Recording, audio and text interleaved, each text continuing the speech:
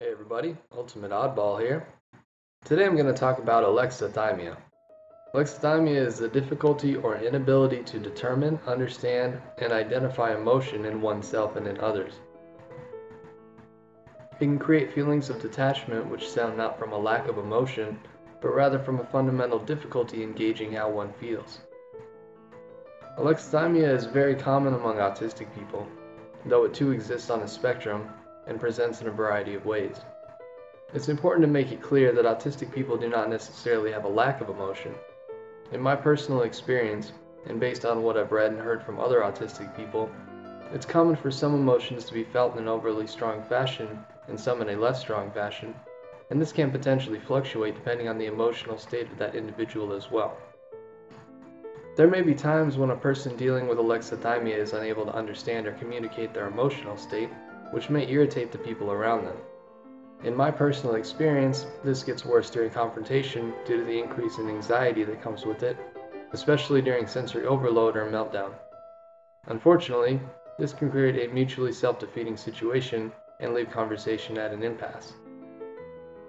Try to be patient and remember that there is a neurobiological basis for these behaviors which you may find annoying.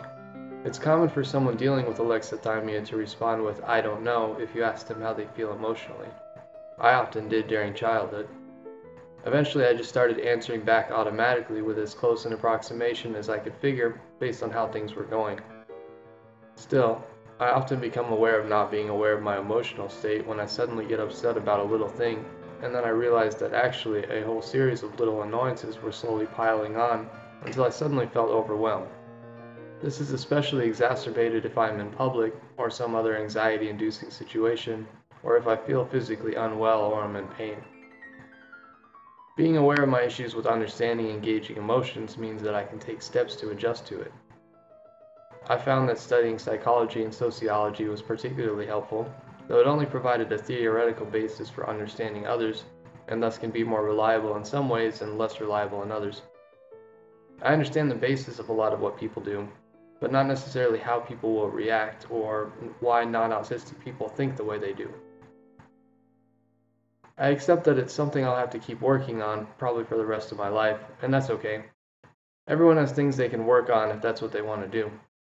It's also important, though, to accept yourself for who you are and recognize that the idea of perfection, or anything near it, is an ego-driven myth. I think we should try to do the best we can with the life we have, bring positivity to the world, and treat each other with decency.